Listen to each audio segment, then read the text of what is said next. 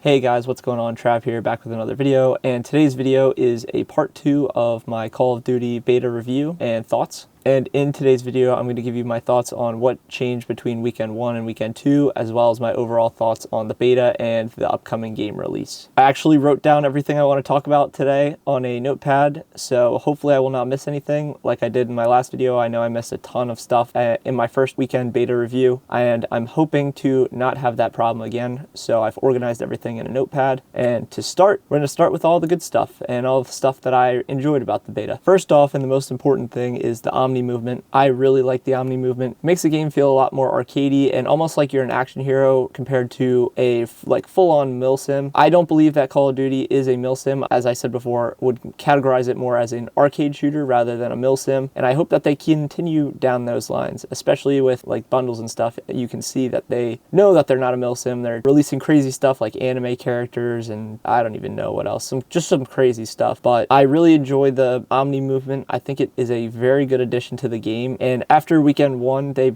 actually buffed the base sprint speed for most weapons. Actually, I think all the weapons got a base sprint speed buff. I really enjoyed that as well. It makes the game feel a lot less clunky and a lot more fast paced, and that is realistically what I like in Call of Duty and have always liked about COD. Is it's a super fast paced shooter. You can just spawn, die, spawn, die. I don't really play for KD. I kind of just play for having fun and objective and whatnot. So to be able to get to places faster and run around the map super quick, I really enjoy that change, and hopefully they continue to keep it that way and not revert the buff. The second thing that I really liked about this beta as a whole, but also in weekend 2, all the maps flowed super well, but mainly only in domination. I pretty much started cherry picking for domination games in the second weekend. I did not want to play team deathmatch. I definitely did not want to play kill order. I don't really enjoy those type of game modes. I really like objective game modes. If hardpoint was there, I'd play it, and I also enjoy hardpoint, but domination definitely plays the best out of all the playable game modes that we had in the beta. Speaking of maps, Babylon, which is the new map,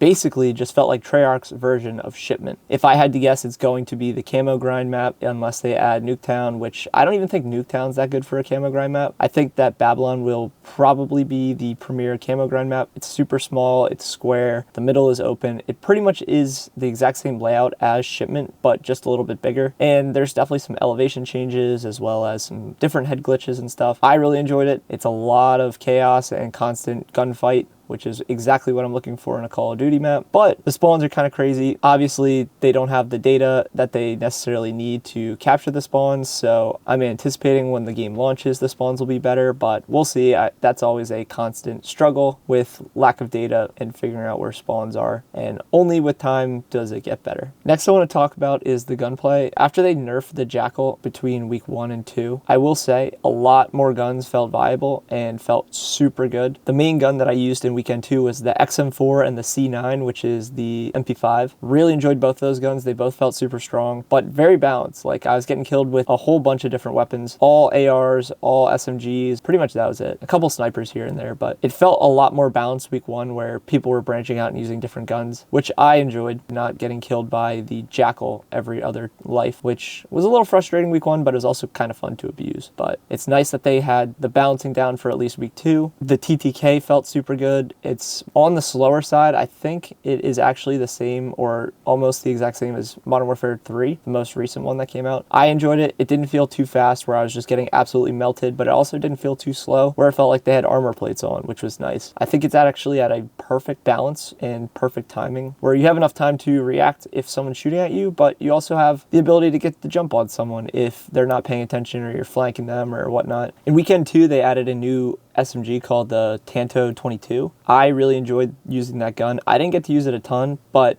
I would compare it to the likes of the Grease gun from World War II. It's a slower firing SMG, but it packs a punch, and I thought it was actually really well balanced and actually performed pretty well. So I'm looking forward to using that in the main game. Finally, the last thing that I want to touch on is the Gunsmith. The Gunsmith is so much more manageable and seems less confusing than previous CODs, and it feels a lot more streamlined and almost like the older CODs where you have like 4 different attachments per gun. Even though you get a lot more, it's a lot more streamlined, it feels like. And it's nice that every gun pretty much gets the same exact attachments with minor differences here and there. And the only shared attachment between weapons that, like, for example, you unlock it on this gun, you get it for every gun, is the scopes. I really enjoy that. I really like that attachments are not locked behind certain weapons besides scopes. I think that's perfectly fair and a great compromise. And I enjoy that it's so much less confusing and cluttered than the previous versions of Gunsmith has felt. So that was all that I had for the good things that I thought came out of this weekend and the beta in general. Now let's touch on the bad things. To start, let's go back to what I talked about earlier, which is game modes. Domination was realistically the only playable game mode in my opinion. Hardpoint kind of gets away with it, gets a pass, but kill order and team deathmatch just were not fun to play in my opinion. I was leaving every time. I did not enjoy that. I would be actively cherry picking domination lobbies. In doing so, actively skipping playing team deathmatch and kill order, and then occasionally I'd throw in hardpoint, but I felt like domination was the only playable game mode and the game mode that I will be probably exclusively playing once the full game releases. The biggest issue though that I faced is that I felt like the game is still pretty unoptimized and I was still having the packet burst issues. I know a lot of people were not having those issues, or it was pretty intermittent or dependent on the person, but I definitely was still having packet burst issues and server issues. It felt like the desync was a lot better, but also I was dropping frames a lot. Like, I have a high-end computer. I'll throw my specs up somewhere on the screen if I can figure out an easy way to display all of them, and I was dropping frames here and there. It would stutter, I would get little lag spikes, and I hope that they optimize it by launch, but currently in its current state, I would say it is definitely not optimized and super laggy, or not super laggy, but slightly laggy here and there, and hopefully they fix that before the game launches. Another big thing that I want to touch on is that I felt like streaks cost way too much. I think just a standard UAV was like 600 score, which I know you get a lot of score from playing the objective and whatnot, but as a base score price, I felt like everything was just super high. I think that just the regular support chopper was like 1200 score, and then the chopper gunner itself was 1600 score, and I'm not entirely sure how much a kill score wise gives you. I think it's either 100 or 150, but still 16 kills for a chopper gunner is kind of crazy, and I don't even think the chopper gunner was the highest possible streak. I could be wrong, I just don't remember off the top of my head, but overall I feel like they could definitely tune down the amount of score needed to get each individual kill streak, and I think that that would make the game a lot better. I would also love to see looping kill streaks. They definitely did not have that in the beta, and I hope that they bring it into the full game, because that's, I feel like, just a staple of core Call of Duty, where you go on a streak, you just keep looping and looping and looping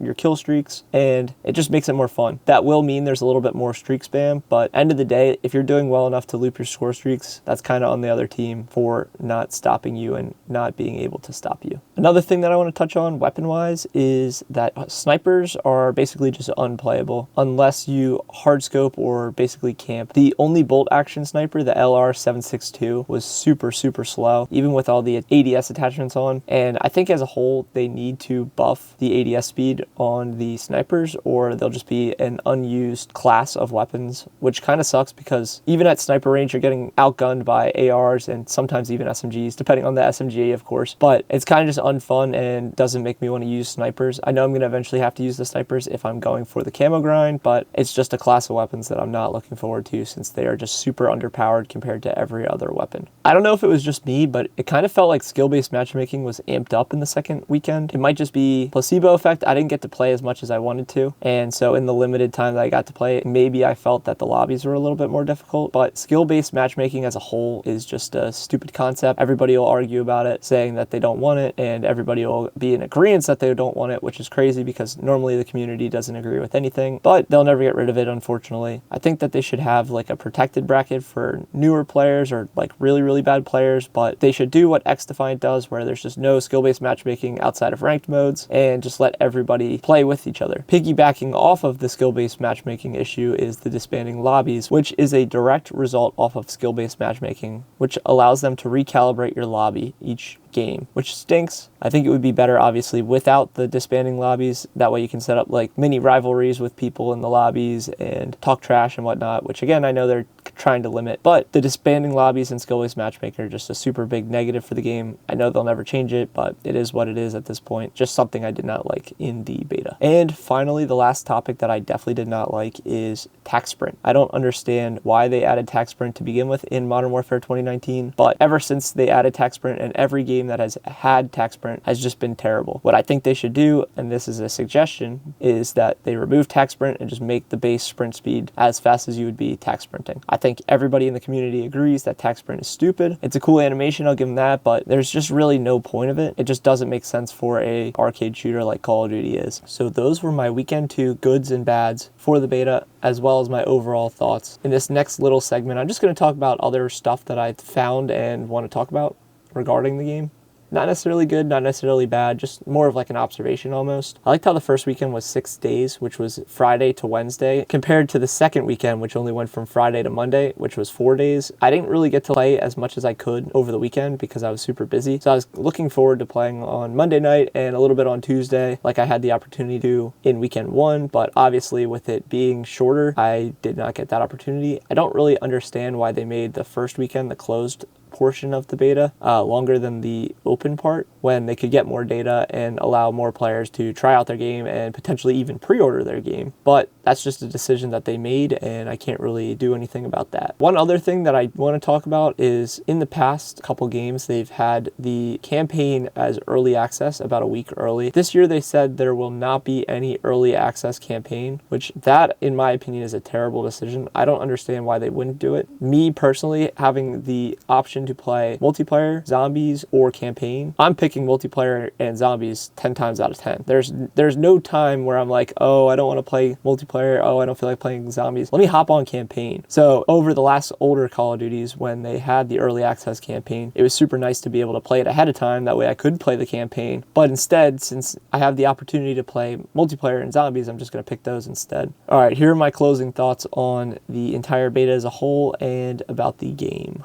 I definitely enjoyed the game. I really like the new movement system. I think it brings a fresh feel to the game and the franchise, and I look forward to playing it when it launches. As of right now, I will be playing the game through PC Game Pass. I will not be pre-ordering it via Steam or Battle.net. I will be definitely playing it for free using the PC Game Pass, unless the only way that that changes is if they allow the ability to do custom zombie maps, like through Steam, like they did with Black Ops 3. If they do that, I will buy the game pretty much instantly. I think that's a great feature, and I hope that they implement it into this game. I'm also very excited for another camo grind to play, and look forward to using all the weapons and playing all the maps. So guys, that was my Call of Duty Black Ops 6 Weekend 2, as well as overall thoughts and review. I hope you enjoyed the video. I will have new videos coming out soon, but until then, if you enjoyed, leave a like, leave a comment if you have any feedback, and if you enjoy me and my content, feel free to subscribe. I post videos at least weekly. I'm trying to do more videos. I have a bunch of ideas that I want to do, and a couple videos that I need to edit, so hopefully I'll get those out for you guys soon. And in the meantime, hope you have a great day, and peace.